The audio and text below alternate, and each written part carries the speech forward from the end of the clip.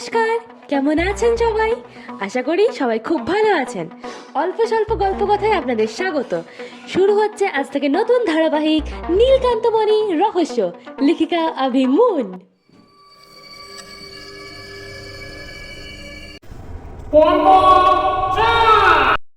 হ্যাঁ দিদি ভাই বল, তোর মন খারাপ কমেছে? তোর শরীর ঠিক আছে? প্লিজ কান্নাকাটি করিস না।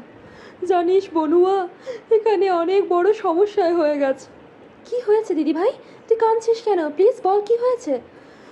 আমার শ্বশুর মশাই একজন জমিদার বংশের লোক, তুই তো জানিস ওনাদের বাড়িতে অনেক লোকজন থাকে, অনেক কাজের লোক, চাকরঝি, তাছাড়া বিয়ে বাড়ি বলে কথা। ওনার নাকি নীলকান্তমণির একটি আংটি হারিয়ে গেছে। উনি বা ওনার পরিবারের সবাই আমাকে দোষারোপ করছেন। ওনারা বলছেন আমি নাকি এটা চুরি করেছি। আচ্ছা তুই বলতো বনুয়া, আমি কেন চুরি করতে যাব? আমার কি কোনো কাজ নেই বা আমার কি কোনো সম্মান নেই? আমার বাবা মাকে এই শিক্ষা দিয়েছে। দিদিভাই তুই শান্ত হো, প্লিজ শান্ত হো দিদিভাই। তুই কেন চুরি করতে যাবি? আচ্ছা ঠিক আছে, তুই মন খারাপ করিস না, আমি আসছি। কালকে কোনো অনুষ্ঠান হবে না, রিসেপশনের অনুষ্ঠান হবে না। আচ্ছা তুই বলতো, বাবা মা যদি এটা জানতে পারে ওনারা কত দুঃখ কষ্ট পাবেন, কত কষ্ট করে ওরা আমার বিয়ে দিল বলতো। আর এখন এইভাবে আমাকে অপদস্থ হতে হচ্ছে সবার সামনে। দেখ দিদিভাই, জিনিসটা যখন হারিয়ে গেছে তখন আমাদের কর্তব্যটা খুঁজে দেওয়া। আমরা এই ব্যাপারে সাহায্য করতে পারি, কিন্তু না জেনে না বুঝে তোকে দোষারোপ করা সেটা খুবই অন্যায়। আচ্ছা ঠিক আছে, তুই মন খারাপ করিস না, আমি কাল সকালবেলায় আসছি। কাল সকালে নয় বনুয়া, তুই যত শীঘ্রই সম্ভব পারবি চলে আয়। এখানে খুব সমস্যা পড়েছে, তবে প্লিজ কাউকে কিছু জানাস না। ও বাড়িতেও অনেক লোকজন আছে, তারা আমার শ্বশুরবাড়ি নিয়ে খারাপ ভাববে। আমি চাই না আমার শ্বশুরবাড়ি নিয়ে কেউ কোনো খারাপ মন্তব্য করুক। আচ্ছা ঠিক আছে, তুই যখন চাস না তাই হবে, আমি কাউকে কিচ্ছু জানাবো না। কিন্তু তোর শ্বশুরমশাই যদি এইসব কিছু বলে তখন তো আমার কিছু করার থাকবে না। আমরা দুজনেই আসছি। তোরা দুজন মানে?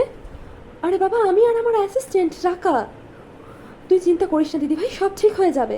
আমি দরকার হলে শ্বশুরমশাইয়ের সাথে তোর কথা বলবো, উনি নিশ্চয়ই সব বুঝবেন। আচ্ছা এখন আমি রাখছি, এখন অনেক কাজকর্ম পড়ে আছে। তুই একদম মন খারাপ করিস না, অত চিন্তা করিস না। সকালবেলায় উঠে দিদি শ্বশুরবাড়ি মুকুন্দপুরে পৌঁছে গেলাম। সেখানে দেখি এক হুলস্থুলুস কাণ্ড, সবাই মিলে দিদিভাইকে অপদস্থ করছে। ও দিদি, তুমি দেখতে পাচ্ছ বড়দি ভাইকে সবাই মিলে কত অপদস্থ করছে? ভালো লাগছে না। জেঠিমণি কালকে সমস্ত ঘটনাটা জানার পর তো খাওয়া দাওয়া বন্ধ করে দিয়েছে। ওনার শ্বশুরমশাই কত পাজি লোক বলো তো। কি হচ্ছে রাখা? উনি না গুরুজন, এসব বলতে নেই। দিদিভাই শুনলে কি ভাববে বলতো? প্লিজ এসব বলিস না। এখন তুমি কি করবে দি? কি করবো আর? ওনার শ্বশুরমশাই মানে লঙ্কেশ্বর বাবুর সাথে একবার কথা বলে দেখি, উনি যদি কিছুটা বোঝেন তাহলে। তোমার মনে হয় উনি বুঝবেন? উনি যদি বুঝতেন তাহলে কি উনি ওনার নিজের বৌমাকে এইসব কথা বলতে পারতেন? তোরা চলে এসেছিস, খুব ভালো হয়েছে তোরা এসেছিস। কাল সারা রাত কেলেঙ্কারি আর অশান্তি হয়েছে। আমার শ্বশুরমশাই আমার বাবা মাকে ছেড়ে কথা বলেননি। আমার বাবা মা নিশ্চয়ই কাল খুব কান্নাকাটি করেছে। তুই আমাকে বাঁচা কিংবা এখান থেকে নিয়ে যা। এসব কি কথা দিদি ভাই? তোর না কাল বিয়ে হয়েছে, আজ তোকে নিয়ে চলে যাবো? আচ্ছা দাঁড়া, আমি তো শ্বশুরমশাইয়ের সাথে আগে কথা বলি, দেখি উনি কি বলেন। আসতে পারি মেসমশাই? কে কে? আমি তিলোত্তমা বোন, ব্রাহ্মী চ্যাটার্জি। ও, তুমি ছোট বৌমা তিলোত্তমার বোন ব্রাহ্মী।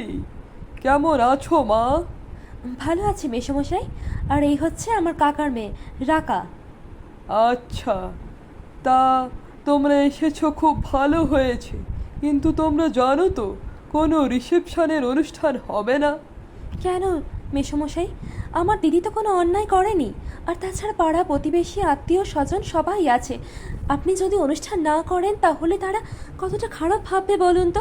সেসব নিয়ে তোমাকে ভাবতে হবে না। চোরের বোনের কাছ থেকে আমি এইসব শুনতে চাই না। চোরের বোন? এসব আপনি কি বলছেন? আমার দিদি চুরি করেছে, আপনি সেটা কি দেখেছেন? না দেখে না বুঝে কাউকে এভাবে অপবাদ দেওয়া অন্যায়। আপনি তো একজন জমিদার বংশের মানুষ, আপনি এইসব বলছেন? তুমি আমায় শেখাবে কোনটা ভালো কোনটা মন্দ? ছি ছি ছি, আমি তোমার বাবার বয়সী একজন লোক, তুমি আমার সাথে এভাবে কথা বলছো মা? আমি আপনাকে অসম্মান করতে চাইনি মেসমশাই, কিন্তু দয়া করে আপনি আমার দিদির নামে এসব অপবাদ দেবেন না। আপনাদের উপর ভরসা করেই তো আমার দিদি নিজের বাড়ি ছেড়ে এসেছে। আপনারা যদি ওকে পণ করে নেন, সেটা কি উচিত বলুন তো? ও আপনাদের নিজের মেয়ের মতো। আমরা ওকে মেয়ের মতোই সম্মান দিয়ে এ বাড়িতে এনেছিলাম মা, কিন্তু ও যে চুরি করবে। চুরি কেন?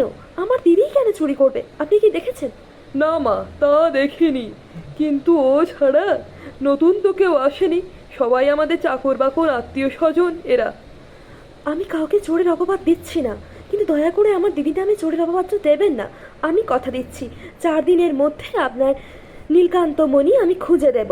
তাহলে নিশ্চয়ই আপনি আমার দিদির নামে মিথ্যা অপবাদ আর দেবেন না। তাহলে তো খুব ভালো হয়। তাহলে আমিও তোমায় কথা দিচ্ছি মা, সসম্মানে তোমার দিদিকে আমি স্বীকৃতি দেব, না হলে কিন্তু তোমার দিদিকে এ বাড়ি ছেড়ে চলে যেতাম। বেশ, তাহলে তাই হবে। অন্তত দয়া করে এখন রিসেপশন অনুষ্ঠানটা করুন, আমি আপনার কাছে হাত জোড় করে অনুরোধ করছি। বেশ, তাই হোক, রিসেপশন হোক। তারপর তোমার হাতে 4 দিন সময় আছে মা। তুমি কিন্তু এই 4 দিনের মধ্যে আমার নীলকান্ত মণি খুঁজে দেবে। সে নিশ্চয়ই দেব আমি। পরের দিন ধুমধাম করে দিদিভাইয়ের রিসেপশন পার্টি হয়ে গেল। পরের দিন জোর করে দিদিভাই আর নীলাঞ্জনদাকে আমরা একটা গান গাইতে বললাম। আসলে দিদিভাইয়ের মনটা তো ঠিক করতে হবে। শুরু হলো গান, হাসি হুল্লোড়, মজা, সবাই মিলে আমরা খুব আনন্দ করছি।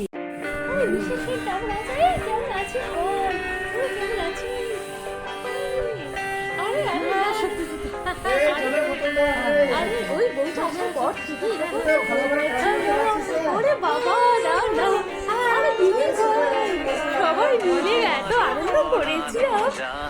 ও মা, আমরা খেলতে যাবো সবাই মিলে। আরে বাবা, আমাদের ওখানে তো রিসেপশনটাও হয় না। যবে থেকে ওই বাড়িতে এসেছি মা, তবে থেকে কিন্তু একটা অনাসৃষ্টি কাণ্ড ঘটছে। বৌমা, আজকে দিন সব বলো না।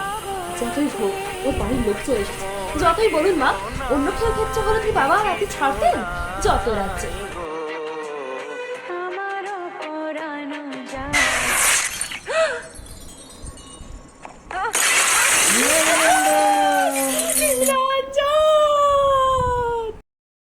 আজ এই পর্যন্তই। নেক্সট এপিসোড আসছে খুব তাড়াতাড়ি। ততক্ষণ পর্যন্ত আপনারা সবাই ভালো থাকুন, আনন্দে থাকুন এবং সুস্থ থাকুন। ধন্যবাদ।